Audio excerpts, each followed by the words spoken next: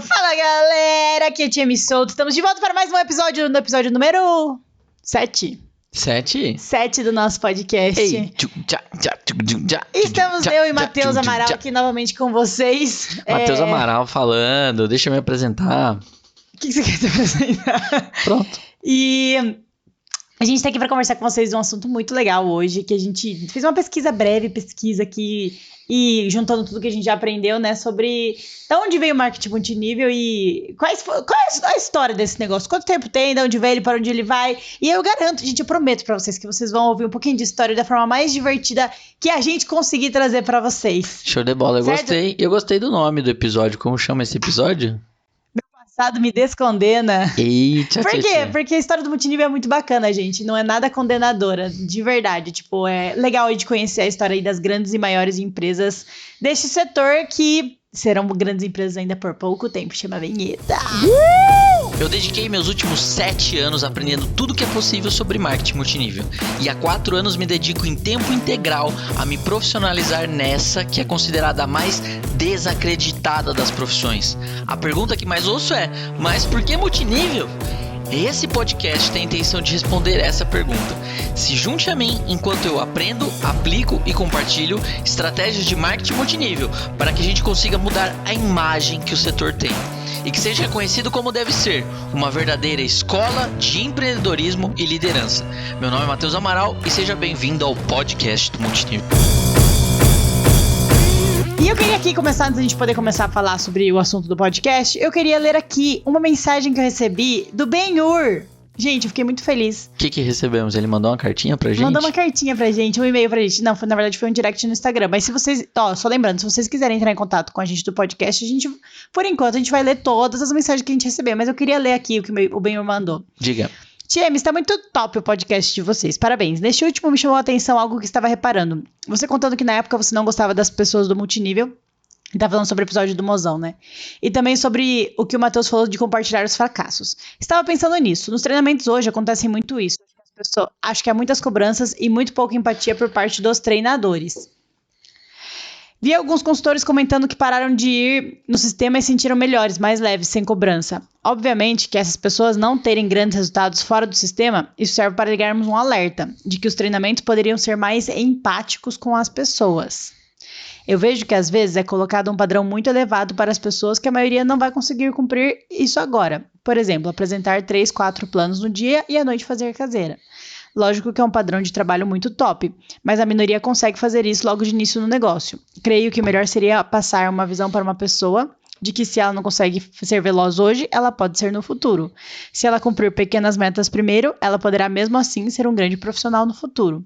Se puderem comentar algo relacionado a isso em um próximo podcast, seria legal. Vejo muitas pessoas pressionadas e perdidas, pois o padrão de trabalho que às vezes é mencionado pelos líderes está muito distante para a maioria das pessoas que nunca tiveram um negócio antes. Talvez por isso, vejo muita gente desesperada ou se sentindo incapaz no negócio, ou fazendo muito rolo para bater as metas muito rápido, sendo que o foco, creia eu, seja passar uma visão profissional para a pessoa. Não importa se ela vai mais lento ou mais rápido. Não importa se ela vai mais lento ou se ela já consegue ir mais rápido. As pessoas rápidas são muito valorizadas e fica parecendo que essa é a regra e que quem não está indo rápido está indo muito mal. E a pessoa se sente uma merda. Risos. Obrigada a vocês dois pelo podcast. Grande abraço. Se tem uma coisa que a gente é bom no multinível é fazer as pessoas se sentirem uma merda. Ai, que triste falar isso, né? Mas várias vezes eu, Tiemi, mesmo com um bom resultado, me sinto uma merda porque eu não consigo ser a melhor nas atividades. E eu concordo 100% com o Ben-Hur. E aí eu falei pra ele, gratidão pelo comentário e tudo mais. E aí foi muito legal. Eu perguntei como ele ficou sabendo do podcast, gente. E ele falou que estava buscando conteúdos e achou a gente. E aí ele foi pesquisar para ver se a gente era confiável.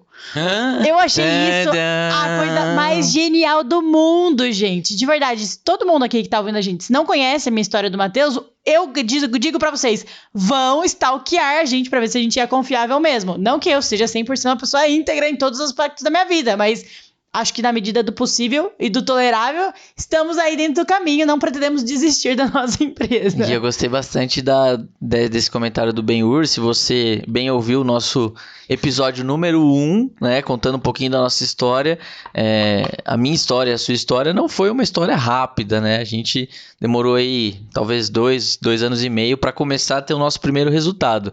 Então, falando um pouquinho aí para acalentar o coração do Ben-Hur, né? Sim, eu acho que faço a meia-culpa nossa que, cara, no fim das contas, a gente é uma empresa de vendas e a gente quer extrair o máximo da nossa equipe. Então é óbvio. Das pessoas, na verdade. Óbvio que a nossa régua a gente sempre vai colocar mais alto para que as pessoas tentem buscar. E óbvio que muitas vezes a gente não vai bater as metas e isso vai gerar uma frustração. Uhum. Então eu achei muito legal, acho que o meu sentimento é esse também. Por mais que a gente faça, por mais que a gente bata as metas, sempre vai ter alguém num nível maior do que o nosso. E aí parece que a gente sempre tá para trás, ou uma pessoa que teve um resultado mais rápido que a gente. Uhum. Mas você tem que entender que cada um tem a nossa trajetória, né? Cada um tem a sua trajetória. Cada um tem a sua trajetória. A gente teve uma trajetória lenta no começo, depois teve uma explosão, enfim. Então coisas irregulares acontecem nesse caminho, mas muito legal e tudo isso. Eu acho que se pudesse deixar uma dica aí para a indústria divida mais os teus fracassos. Eu acho que os fracassos, eu acho eles que conectam. A gente tem que continuar setando uma régua alta, mas ser mais empático com relação às pessoas que não conseguem. É falar assim, olha, você deveria estar fazendo isso, mas se você não consegue, tá tudo bem, eu também já não consegui. Eu acho que uma forma eficiente de gerar mais empatia é compartilhando mais as suas próprias histórias de fracasso. Então, toda vez que você quiser se conectar com alguém, é muito mais eficiente você compartilhar os fracassos do que os seus resultados, os seus melhores resultados. Que é bem exatamente aquilo que a gente falou, compartilhando naquele outro podcast. Mas assim, o que eu mais gostei da mensagem do Ben-Hur ele é muito alinhado com o que a gente acredita, né, pro multinível. E é muito legal encontrar pessoas que eu não conhecia, por exemplo, ele antes, que pensam exatamente igual a gente, que acreditam que o multinível pode ter mais empatia com relação às pessoas, até porque a maioria das pessoas não vão ter resultados rápidos. Vão ter resultados pequenos e lentos. Sim, o multinível é uma grande ferramenta de transformação e a maioria das pessoas que chegam nessa ferramenta ainda não estão prontas. Então, tenha paciência para você ser modelado enquanto você vai ganhando algum dinheiro. E outra coisa, a melhor velocidade é aquela que você consegue impor no seu negócio. Então, cara, coloca um ritmo que você consegue levar para 2, 3, 5, 10 anos e conforme você for aumentando as suas habilidades, você vai aumentando a sua velocidade. E outra coisa também, o papel dos líderes é setar uma régua mais alta. Se a gente não elevar a régua, a gente talvez não explore o potencial daquelas pessoas que têm a capacidade de ir mais rápido. Então, a gente como líder tem que sim vender uma ideia de um trabalho mais rápido, né? Mas a gente também tem que ser empático e compartilhar as nossas histórias de fracasso. Eu acho que assim a gente conseguiria conectar e inspirar ao mesmo tempo. Conecta e inspira. Então, bora pro episódio? Gente, a gente queria trazer aqui pra vocês... a gente foi pesquisar e estudar um pouquinho mais da onde veio o multinível, para que vocês e a gente também entenda da onde veio, né, esse modelo de negócio, como ele foi pensado ao ser criado e tipo como que ele chegou no modelo que ele é hoje, né? Então, primeira coisa, o multinível ele começou com vendas diretas, ele ainda não, vamos lá, ele é o filhinho das vendas diretas. Então as vendas diretas começaram em... Segundo aqui a minha pesquisa, em 1868 foi criada a J.R. Watkins, né? Uma empresa de cosméticos. E qual que foi a ideia dessa empresa? Ela pensou o seguinte, cara, ao invés de eu, sei lá, distribuir numa farmácia ou num supermercado ou numa venda da região, e se eu pudesse vender os meus produtos para representantes, né, a preço de atacado, mas diretamente para a pessoa física, consultores a preço de atacado, e essas pessoas revenderiam para outros clientes a preço de varejo. Então, a primeira empresa de vendas diretas do planeta foi a Watkins em 1868? Ela foi fundada em 1868. Legal. E aí? E aí, cara, foi animal, assim, né? Ela teve um crescimento muito grande. Funcionou. Funcionou, porque, querendo ou não, as pessoas... Você tem uma influência muito grande sobre o seu círculo social, as pessoas que você conhece. Então, esse primeiro modelo funcionou bastante e as pessoas começaram a fazer um modelo de venda direta, porta a porta, enfim, onde você cobre um raio, né, o seu raio onde você vive. E você começa a ter uma renda variável. Você vai atrás do seu ganho como complemento de renda, né? Foi algo que funcionou bastante. E uma curiosidade, até hoje essa empresa existe. A Watkins? Sim, eu acabei de entrar aqui na Amazon, se você buscar na Amazon, no site deles, eles continuam vendendo A primeira cosméticos. empresa de venda direta ainda vende cosméticos até hoje, Sim. funciona até hoje. E aí, cara, isso foi muito legal. Inclusive, eu vou dar uma sugestão de um filme para vocês, né? É um filme chamado Porta a Porta, né? Door to Door.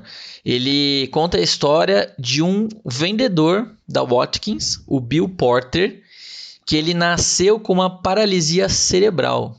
Então ele tinha problemas no rosto dele, né? Na fala, ele tinha problemas para falar. E aí ele foi incentivado pela mãe dele, né, a virar um vendedor da Watkins. E aí imagina um cara com paralisia cerebral e na fala batendo de porta em porta para fazer venda direta. E aí, cara, ele foi altamente rejeitado, né? Muitas pessoas bateram a porta literalmente na cara dele. E até que depois de um tempo, assim, ele fez a primeira venda dele, que foi uma venda para uma mulher alcoólatra ali. Ele vendeu os primeiros produtos. E aí, a hora que ele viu isso, que ele poderia vender os produtos, ele virou, depois de algum tempo, né, de alguns anos, ele se tornou o melhor vendedor da Watkins. Olha só, por mais de 40 anos, ele andava 16 quilômetros todos os dias. Para vender os produtos. Para vender os produtos.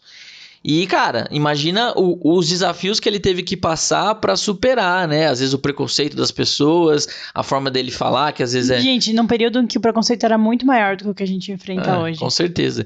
Então, cara, eu assisti um videozinho de, sei lá, 5 minutos aqui contando um pouco do trailer do filme e a gente ainda não assistiu o vídeo, mas o filme a gente vai assistir. Cara, eu já fiquei com vontade de chorar aqui e eu falei, cara, se esse cara conseguiu alcançar o posto mais alto de vendedor do ano da empresa, né?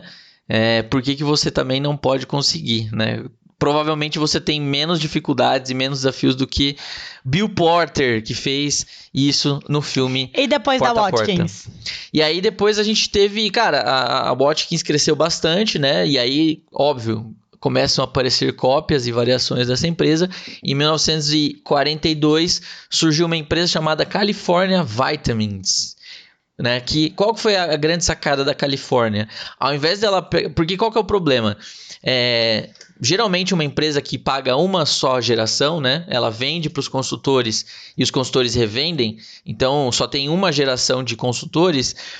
Por exemplo, se você tem 10 vendedores, um provavelmente vai ser muito bom, vai vender bastante, vai bater as metas. E 9 provavelmente vão vender um pouco menos. E aí o que acontece?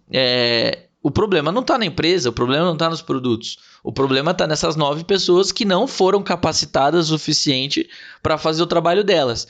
E aí o que essa empresa, a California Vitamins, pensou?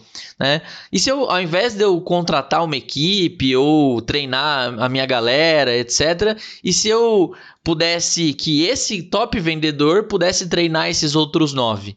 E melhor do que isso, se ele pudesse ser remunerado por isso, para garantir que ele vai fazer um treinamento top, um treinamento altamente alinhado, que ele entregue muito valor.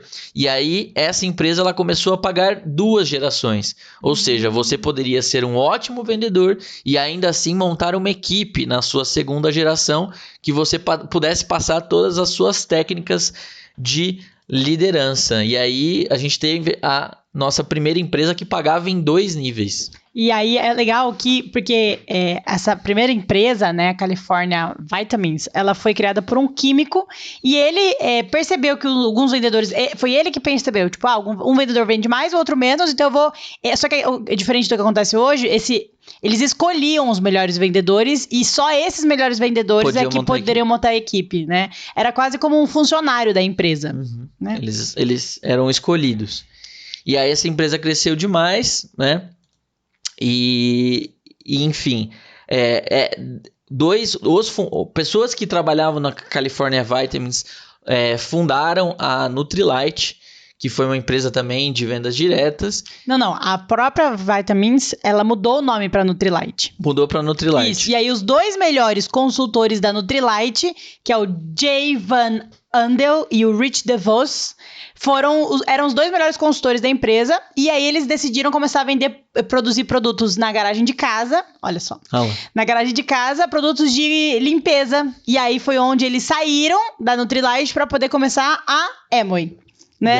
American Way chamava, na verdade, que aí depois ficou muito conhecida como a Amway, que é até hoje a maior empresa de marketing multinível e vendas diretas do mundo. Fundada em 1959, né? A grande inovação da Amway é que ao invés de pagar 2 gerações, ela começou a pagar 3 gerações. E aí eles perceberam que a maioria das pessoas não eram líderes, e os líderes tinham um grande valor na empresa porque eles conseguiam movimentar as equipes, capacitar as equipes, enfim.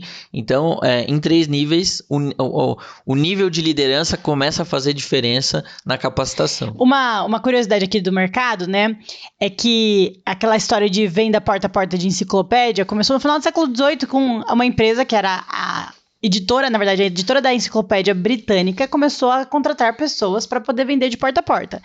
E um desses caras, um desses vendedores de livros, chamado David McConnell, ele não conseguia vender muito bem, só que ele era químico e ele começou a fazer pequenos perfumes em casa para poder... E aí ele fazia amostrinhas de perfume e ele dava amostrinha de perfume para todos os clientes que comprassem as... enciclopédias dele. É como se fosse um prêmio. Era um prêmio. Só que aí o que aconteceu? Ele começou a vender mais enciclopédia porque as pessoas queriam perfume, ganharam perfume. E aí ele falou, meu Deus, o perfume tem mais valor do que propriamente a enciclopédia. E aí ele criou uma empresa chamada California Perfume Company.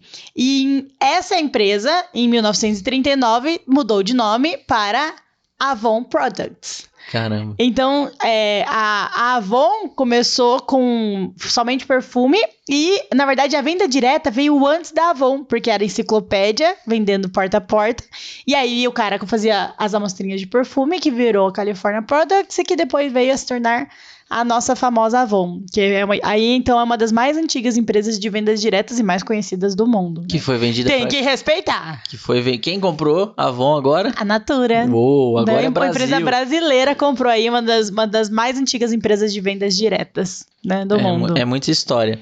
E aí, cara, a Amway continuou nesse processo de 3 níveis, né? E aí ela explodiu de 72 a 75, aí explodiu, chegou a faturar 600 milhões de dólares, né? Uma explosão. E aí, cara, começou o hate, começou outras empresas a falarem mal dela, pessoas tentando copiar. E aí a FTC, que é o órgão regulador, né, do mercado americano, achou esquisito. Falei, como é que é esse negócio? É uma pirâmide financeira? Não é? E aí eles começaram a ficar em dúvida e aconteceu uma das coisas mais incríveis do setor, né? A FTC bloqueou a entrada de novas pessoas na Amway. Essa história é muito famosa dentro do multinível. Cara, isso é muito bom, velho.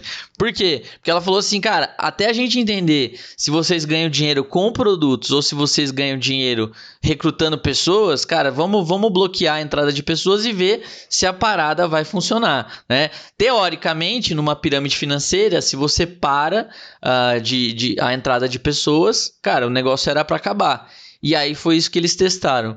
Óbvio, né, que o faturamento da Amway caiu um pouco, né? Teve uma queda, mas depois de um tempo ele se manteve num platô. Que era o quê? Uma vez que eles não tinham novos consultores, o que sustentava a empresa eram os clientes que gostavam dos produtos, usavam os produtos e mesmo com a empresa bloqueada ou sendo analisada, eles continuaram comprando esses produtos. Então, de 75 a 79, rolou esse processo da FTC que bloqueou a Amway. E aí, o que é legal? Só pra gente entender, o FTC, ele é o Federal Trade Commission dos Estados Unidos. Ele é a agência reguladora dos Estados Unidos para poder aplicar a lei antitrust e proteger o consumidor. Seria o equivalente ao PROCON no Brasil, né? PROCON ou CAD? Porque o CAD é de... É de consumidor também, antitrust também. Eu acho que seriam os dois juntos, né? Então, o que foi legal dessa história, né? Que a Amway, nesse período, conseguiu provar que uma empresa de multinível, ela não é uma empresa de recrutamento, é uma empresa de vendas diretas, né? Que é, lembrando lá do que a gente comentou naquele episódio de pirâmide versus multinível, a principal diferença de uma pirâmide para o multinível. A pirâmide, ela não funciona sem o recrutamento. E nesse período do bloqueio da Amway, ela provou que ela foi capaz de se sustentar por 4 anos com 0 recrutamento. Gente, eu queria que vocês parassem para pensar, tipo, se você tem qualquer empresa, qualquer negócio, se você tem uma pizzaria, você tem uma padaria, você tem uma empresa, uma fábrica, você tem, sei lá, você vende, você todos os dias precisa de novos clientes. É quase impossível uma empresa se manter sem adquirir novos clientes. Vamos lá, você tem uma pizzaria de 15 anos, super tradicional. Você tem muitos clientes que já são clientes ativos no negócio, mas todos os dias aparecem novos clientes. Você precisa de novos clientes. Imagina hoje se chegasse um órgão regulador e te bloqueasse ter qualquer novo cliente. Você só pode ter clientes antigos. É surreal a gente parar para pensar no quanto isso seria prejudicial para uma empresa e o quão, sei lá, 90% dos negócios, gente, dentro do multinível, principalmente fora do multinível, morreriam sem ter novos clientes. E a Amway lá na década de 70 já provou que uma empresa de multinível não só é muito sustentável, como também consegue se manter sem aquisição de novos clientes, né? Então, foi a maior prova que a indústria funciona, né? A indústria do multinível.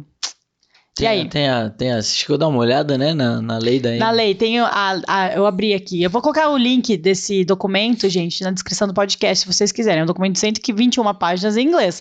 Mas eu tenho aqui a lei... Como chama? Qual é o número da lei aqui? 93... Ai, meu Deus. 93... Não tá aqui no papel, no documento. A gente coloca para vocês. A gente coloca aí. Eu tenho aqui 93618, FTC 93618. O documento do FTC em que abre de novo a Amway para poder comercializar os seus produtos. Eles colocaram uma série de regrinhas, né, para a Amway cumprir, que foi até positivo para a Amway, e são regras que valem para a gente até hoje. Por exemplo, as empresas de multinível não podem nos obrigar a vender o produto final por um preço específico. Quem determina isso é o próprio consumidor. E aí a gente sabe de onde veio. Mas uma série de regrinhas que ajudou o mercado a se consolidar como um mercado mais sério, né? A quantidade de produtos, quando a pessoa compra o kit inicial, tem que vir uma quantidade X de produtos. Exato. Não pode ser só uma taxa, enfim. Tem várias coisas, várias regras aí que no boca a boca que a gente chama de lei Amway, que são as leis hoje que vigoram nas empresas de vendas diretas e mostram se elas são empresas boas ou não. E aí depois, né, em 79... o processo finalizou e aí a Amway foi liberada e aí ela teve uma outra explosão, ela saiu de um pouco menos de 600 milhões de dólares na época para mais de 2 bilhões de dólares de faturamento e até hoje, né, são essas duas grandes monstras do setor, a Natura mais a Avon hoje, né, e a Amway, elas ficam brigando aí pelo posto de primeira empresa do mercado de vendas diretas, são duas grandes gigantes do setor, né. Sim. E aí, mais alguma coisa da Amway? Da Amway, não. Eu só queria falar um pouquinho do último ataque, né? Eu acho que o último ataque relevante que a gente teve nesse setor, que foi o do Bill Ackman, né? Do documentário da Netflix. Não necessariamente. É que o Bill Ackman, ele é um gestor de hedge fund. O que esse cara faz? Hedge fund, né? Steve Jobs, iPod... Big Mac. Então o que acontece? O Bill Ackman, ele é um gestor de um fundo de investimento lá nos Estados Unidos e aí o que acontece? Ele fez uma carta, né? Na verdade uma carta não, ele fez uma apresentação atacando, uma apresentação com mais de 200 slides, atacando a Herbalife, essa empresa hoje que vende shakes, né? Chás, linha de beleza e bem-estar. E aí o que ele fez? Existe uma operação no mercado financeiro que é você ficar shorteado, né? Ficar short. Que é o quê? Você monta uma operação onde você só ganha se o preço das ações caírem. E ele montou uma grande operação onde ele ficou shorteado em Herbalife e ele soltou um paper, né, falando os N motivos A, B, C, D, E, porque que a Herbalife era, né, uma pirâmide financeira. E ele tentou provar isso. Desse caso saiu um documentário, né, na Netflix Como que chama um documentário? Dá uma pesquisada aí. Tá. Tem um documentário na Netflix falando que, cara, os caras metem o pau lá na Herbalife, enfim. Betting on zero. Betting on zero. Acho que é apostando no zero, né? Apostando no zero. O que ele queria? Olha só, imagina o preço da Herbalife, as ações da Herbalife estão lá, $40, por exemplo. E aí, imagina que a empresa vai lá e fecha. O preço das ações da Herbalife cairia até zero. Ou seja, ele embolsaria essa posição dos $40 até zero e ele faria muito, muito dinheiro. E, cara, aí entrou uma briga no mercado americano, de novo, ele tentando falar porque que a Herbalife era uma empresa insustentável e a Herbalife se protegendo, etc., mostrando como é que os consultores funcionavam. E aí, depois de muitas guerras e muito tempo, informações, etc., de novo a Herbalife saiu por cima, né? E, enfim, as ações sofreram um pouco com a queda e, cara, atualmente as ações estão sendo negociadas aí normalmente. Tô vendo aqui as ações da Herbalife, cara, voltaram no preço, enfim, a parada tá acontecendo. Então, acho que isso foi um dos últimos grandes ataques que a gente teve aí para nossas empresas, né? E eu falo de tempos em tempos, isso com certeza vai acontecer. E uma outra história muito top. Gente, esse documentário é muito legal. Tipo, muito legal. Porque, na verdade, ele mete pau na Herbalife. E quando a gente sabe a verdadeira história, sabe a empresa séria que a Herbalife é, e sabe que, assim, é um documentário bem parcial. E pra quem faz multinível, dá um pouquinho de raiva. Porque eles só mostram o que eles querem mostrar, entendeu? Eles ficam tentando provar que a Herbalife... Só que o que aconteceu foi que... não deu em nada isso daí. A Herbalife continua trabalhando, continua produzindo, continua vendendo. E eles ficam tentando provar que a Herbalife é uma fraude. E acaba o documentário e fica tipo... O documentário fica tentando provar que a Herbalife é uma fraude. Só que a Herbalife não é uma fraude que ainda tá funcionando, entendeu? Pois se fosse... né, já teria sido bloqueada e parada há muito tempo. Não existiria uma empresa aí com mais de 40 anos funcionando, né? Pessoas não teriam emagrecido tanto e mudado de vida como já fizeram nos últimos anos. E uma outra história de uma outra empresa que eu acho muito legal comentar, que é a Mary Kay, né? A Mary Kay Ash, que é uma das fundadoras, aliás, a gente tem alguns livros aqui da história da Mary Kay Ash, ela... foi casada, teve, se não me engano, muitos filhos, 4 filhos, acho. E o marido dela, foi quando o marido dela foi pra Segunda Guerra Mundial que ela percebeu que ela era capaz de sustentar a família dela trabalhando, porque ele ficou muitos anos fora e ela percebeu que ela era muito mais capaz do que ela achava que ela era até então, né? A Mary Kay, ela tem uma história assim um pouco mais de... feminista, né, de defender os direitos da mulher e a igualdade entre as mulheres. E aí ela se separou do marido e ela trabalhou durante 25 anos numa empresa que ela fala que ela sofreu vários tipos de assédios e comportamentos machistas, né, que foi a Stanley Home Products. E foi num determinado dia em que ela, depois de trabalhar mais de 25 anos nessa empresa, ela era para ser promovida e aí um cara, que era mais jovem, homem, né, nem tinha sido treinado direito, foi promovido no lugar dela. E aí ela ficou putaça, como qualquer pessoa ficaria, e vazou da empresa. E aí ela começou a escrever um livro para mulheres. E aí, quando ela estava escrevendo o livro, ela percebeu que esse livro, na verdade, era um plano de carreira para mulheres conseguirem sua própria autonomia. E a Mary Kay nasceu muito com esse intuito de dar às mulheres mais renda para que elas consigam ser autônomas, independentes de outras pessoas, né? Principalmente dos seus maridos. Então eu gosto muito da história da Mary Kay e da Mary Kay Ash, porque é uma história de... ela foi a criadora de uma ferramenta que trouxe independência às mulheres, assim, e é uma causa que eu defendo bastante. Então, é muito legal você...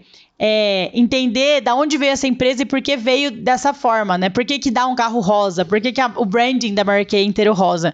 Porque eles não só defendem a questão da identidade da mulher e tudo mais, mas sim uma causa mais de as mulheres conquistarem o seu espaço no mercado de trabalho fazendo dinheiro, né? Porque quando você leva dinheiro para uma mulher que não faz dinheiro, ela cria uma autonomia em que ela pode tomar as decisões por conta própria e não depender de mais ninguém para tomar essas decisões. E ela fundou a Mary Kay com $5 mil. $5 mil. Hoje a Mary Kay fatura mais de 2,5 bilhões de dólares por ano, gente. E pasmem, ela tinha 45 anos de idade quando ela fundou. Essa história é muito boa, ela já era bem velhona. Então, falando um pouquinho dos números do mundo, né? Hoje são mais de 100 milhões de consultores no mundo. 100 milhões de pessoas que trazem alguma fonte de renda através desse modelo de venda direta. E hoje movimentam, esse dado é de 2015, né? Mais de 183 bilhões de dólares no mundo. Incrível. Nos Estados Unidos, a gente tem cerca de 18 milhões de pessoas fazendo venda direta. E 90%. Onde 95% disso vem de marketing multinível. Então vamos lá, nos Estados Unidos tem 300 milhões de pessoas, se 18 milhões fazem, são 16%? Não. 300 milhões por 18. 18 dividido por 18... Se fosse os 10%, seria 30 milhões. Então, é metade disso. Né? 5%, 6% mais ou menos. 6% da população dos Estados Unidos trabalha com vendas diretas. E desses 6%, mais ou menos 5 milhões...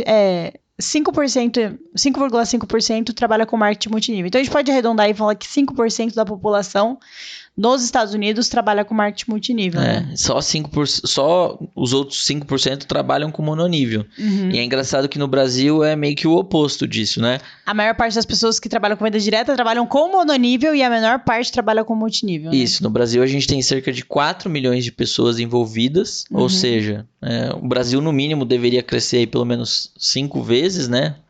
Pra gente buscar os números absolutos dos Estados Unidos. E, cara, tem mais mononível, 90% é mononível. Que é a Natura e Avon. E outras empresas, né? Tipo, agora eu te pergunto, Matheus, por que alguém criou esse modelo de negócio? Por que alguém cria um modelo de negócio em que você pega e tira os intermediários, tira, por exemplo, um local comercial para poder colocar o produto na mão direto do consumidor, né? Eu tava pensando sobre isso. E eu assisti um comercial essa semana, muito engraçado, de um supermercado, só que eu não lembro qual era o supermercado. O comercial era assim, gente, era uma mulher entrando no mercado e um rapaz começa a ajudar ela, começa a pegar as coisas, explicar os produtos, aí pega verdura, aí pega peixe, aí pega isso, e a mulher sai com uma compra gigantesca, e aí no final da compra ela fala, nossa, você deve ser um dos melhores funcionários daqui, deve amar muito trabalhar aqui, né? Ele fala, não, senhora, não trabalho aqui. Isso ele era um cliente. E aí, esse comercial é muito legal, porque ele fala sobre essa inteligência das pessoas que perceberam que o melhor garoto propaganda de qualquer coisa é o teu cliente. O teu cliente que fala bem.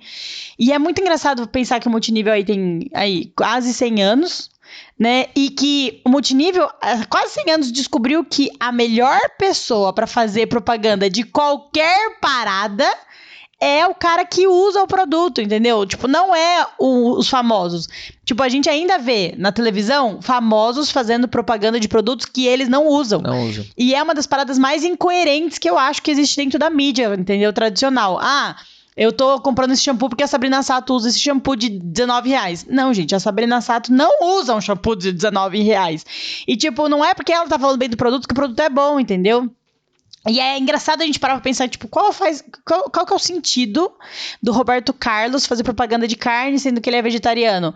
Tipo, é umas coisas que são tão bizarras, mas tão bizarras que, tipo, assim, não faz sentido, entendeu? E quando a gente para pra pensar de, tipo, e se eu pegasse as pessoas normais? Meu, gente, quem que é hoje os maiores publicitários do Brasil? Blogueiros. Hoje quem faz propaganda é blogueiro. Mas o que acontece? Que são pessoas normais. O que acontece? Quando a TV e o rádio eram monopolizados por poucos grupos, o que eles colocavam nos canais deles era verdade. Então, por exemplo, eles escolhiam, cara, vamos fazer o Roberto Carlos, tipo... Famoso? As pessoas escolhiam. Ainda meio que escolhe, mas assim... Vamos marretar as músicas dele na rádio, vamos colocar ele no Faustão, no Fantástico. Vamos fazer uma vez por ano... Na novela. Vamos fazer uma vez por ano um especial dele. Tipo, ainda que é assim, porque se quer alguém que seja famoso, bota ela dentro do BBB. Ela fica famosa do dia pra noite, entendeu? Exato. E aí vamos marretar demais essa pessoa. E é isso que acontecia com com a música. Isso que acontecia com o ator da Globo. Grandes mídias do país determinavam quem ia ser famoso e quem não ia ser famoso. E era um negócio goela abaixo, filho. Você não gosta... Pode não gostar do Antônio Fagundes lá. Ou da Fátima Bernardes, você vai ouvir falar dela o tempo todo. Exato. Então, eles marretavam. A partir do momento que a TV e o rádio começou a perder para a internet, e a internet é um canal mais democrático, onde qualquer pessoa pode produzir conteúdo para qualquer pessoa do mundo, qualquer tempo. E aí eu vou lá e eu posso assistir, dar um like, ou simplesmente eu posso pular e assistir outro vídeo, né, no YouTube, por exemplo. A partir desse momento, as pessoas que eram mais skin the game, que mais compreendiam, por exemplo, de um produto ou de um serviço, começaram a ganhar relevância. E aí apareceram os blogueiros. Pessoas que falavam sobre algum assunto, tinham relevância naquele assunto e começaram a ficar famosas. A internet faz com que a pessoa famosa de hoje em dia seja a pessoa que é mérito dela, entendeu? Meio que ela conquistou aquilo, porque ela começou a dar as caras, ela começou a compartilhar, ela começou a mostrar a vida dela, ela começou a falar dos produtos, ela começou a ajudar alguém a fazer alguma coisa. Então acaba sendo um pouco mais justo até essa questão dos blogueiros, porque primeiro, você segue quem você quer e você vê quem você quer. O blogueiro fala sobre o que ele quer, sobre o que ele gosta e só paga ele quem quiser. Não é uma parada socada. Por exemplo, assim, ó, sei lá, gente, há 30 anos atrás, quanto custava para você aparecer ao vivo na TV? Mano, você tinha que ter um satélite. Você tinha que ter um fucking satélite para aparecer online ao vivo pro país. E hoje, você clica, abre o seu Instagram, aperta ali, coloca ao vivo e você está, tcharam, online para o mundo, não é só para o seu país, você está falando para o mundo inteiro. Então, é bizarro a gente parar para pensar da facilidade e democracia mesmo, que é o quanto, você tinha que ter um satélite, quanto custava um satélite há 30 anos atrás, sei lá, tipo, milhões, bilhões. E hoje, com, sei lá, um celular de R$1.000, você já consegue aparecer online. Então, a gente meio que facilitou o acesso às pessoas ficarem famosas. Então, qualquer um pode ser famoso hoje em dia, né? Tanto qualquer um que tem muita gente ruim famosa hoje em dia. Muita gente... Aí, o Big Brother... Muita gente destalentosa, né? Exato. E aí, mas o que é legal disso? Que com esses muitos pequenos famosos... Pessoas mais normais fazem propaganda das coisas. Hoje, os maiores garotos propaganda são pequenos blogueiros. E não são nem os grandes blogueiros, são pequenos blogueiros. Pessoas aí que têm poucos seguidores, bem nichados. Então, o que isso prova? Que pessoas normais fazem melhores propagandas do que pessoas famosas. E que pessoas normais que usam esses produtos são os melhores garotos propagandas. E tipo assim, é engraçado você pensar que hoje o multinível... Olha isso, ele já fazia isso lá 60, 70 anos atrás. Então, tipo assim, lá atrás o multinível falou assim, os meus melhores vendedores, meus melhores consumidores vão ser os melhores garotos propaganda. E hoje, a gente tá provando isso com a internet. Então, tipo assim, você pega o momento hoje de multinível que a gente tá vivendo... talvez seja o melhor momento mesmo pro multinível crescer. Eu acredito porque ele facilita muito a gente a falar bem dos produtos virtualmente, entendeu? Então, por exemplo, antigamente, talvez se minha mãe fizesse multinível, ela só ia ter o acesso a, sei lá... 50, 60, 500 pessoas ao redor dela no máximo, entendeu? Para poder falar dos produtos. Só que hoje, com a internet, a gente tem o poder de conseguir falar para muita gente sobre os nossos produtos, sobre o que a gente acredita, mesmo sendo uma pessoa normal. Eu, TM, sou uma pessoa normal e eu, através deste podcast, estou falando das minhas ideias para, sei lá, hoje poucas pessoas, mas daqui um tempo, daqui uns meses, daqui uns anos, pode ser que sejam milhares de pessoas, entendeu? Milhões, quem sabe, de pessoas. Hoje, as empresas de venda direta, elas têm que perceber que elas têm um exército de mini youtubers, mini blogueiros, mini influencers digitais, né? Ou essas pessoas vão estar influenciando a comunidade delas, seja no offline ou seja no online, e aí cabe um desafio pra gente no setor, como educar e ensinar essas pessoas a fazerem um marketing positivo, né? Porque assim, quando era só no offline... é menos impacto. Agora, um consultor ruim na internet pode gerar um impacto muito negativo para a marca da empresa. A gente tem um risco muito grande de imagem, porque a gente tem uma quantidade... E todas as empresas de venda diretas, um consultor pode fazer uma grande besteira e talvez ferrar com a empresa. Se você digita o nome de qualquer empresa de multinível no YouTube, vai aparecer uns 3 bons e uns 10 ruins. Sim. Tipo, porque eu saí da Marquei, porque eu saí da Renaudet, porque eu saí da Herbalife, porque Herbalife é uma mentira, porque, sei lá, doTERRA não funciona. E é uma bosta tudo isso, entendeu? Claro. Mas o que a gente tem que perceber é que, cara, todo setor tem os seus desafios, as suas dificuldades. o grande ponto forte da venda direta é que ele democratiza para que todas as pessoas possam ser empreendedoras do seu próprio negócio. E o nosso desafio está em capacitar essas pessoas para que elas não façam merda por aí, né? Pensando em tudo isso, assim, eu vejo, tipo, o quanto o multinível é recente, né? Ter, tipo, 70, 60 anos. E o quanto a gente estava, talvez, vivendo o melhor momento para fazer multinível, sim. Porque, assim, eu não sei se o multinível vai existir daqui a 600 mil anos.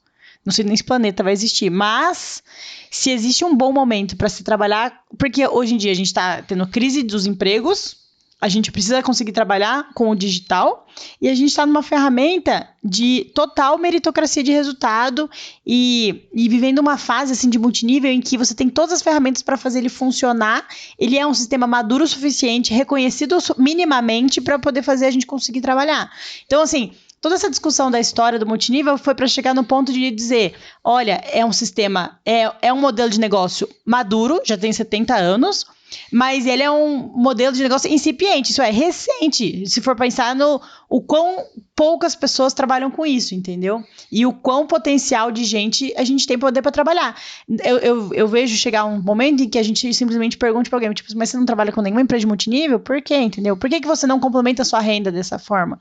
Por que você não representa nenhuma marca, não fala de nenhuma marca e não é comissionado por nenhuma marca? Não faz sentido você ter 50, 30, 60, 100 visualizações todos os dias das suas fotos, dos seus stories e você não representar nenhuma marca e não ganha nada com isso, entendeu? E não precisa ganhar de uma forma, tipo, escondida. Não, é transparente. Olha, eu represento tal marca e eu falo bem de tal... Assim como as blogueiras fazem lá publi post, eu estou falando de tal marca, estou ganhando para isso. Todo mundo, qualquer pessoa normal deveria representar uma marca e falar de uma marca. Gente, a gente está vivendo o melhor momento para que a gente seja pequenos garotos propagandas de produtos e que você possa escolher uma empresa séria, sólida e com bons produtos para representar. E não qualquer Zé Panguela aí que te pagar 300 conto para fazer um publi post, entendeu? E aí eu vejo que os bons profissionais cada vez mais vão ser melhores valorizados. Por quê? Porque eu vejo muitas empresas que hoje têm outros modelos de vendas, tipo internet, franchise, né, TV...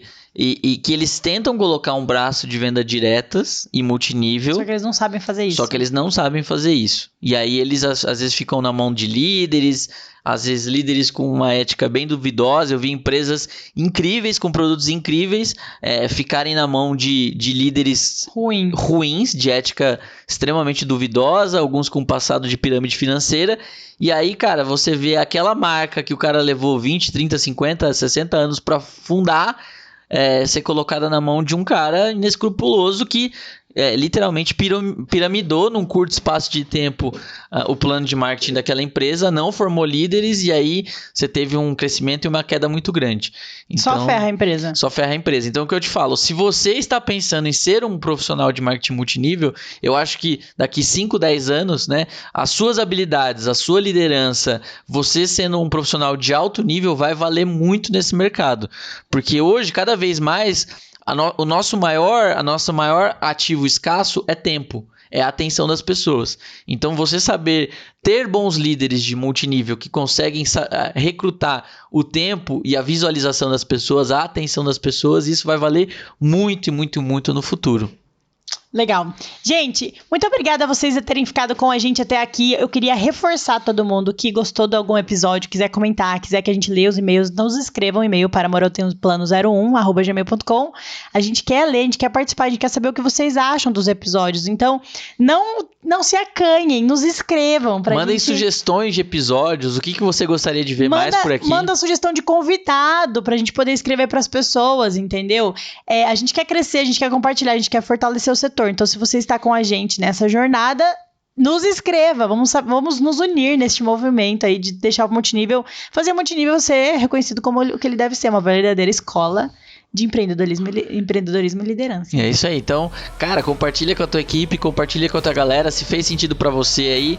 Tamo junto, grande beijo. Muito obrigada, galera, e até o próximo episódio. Valeu!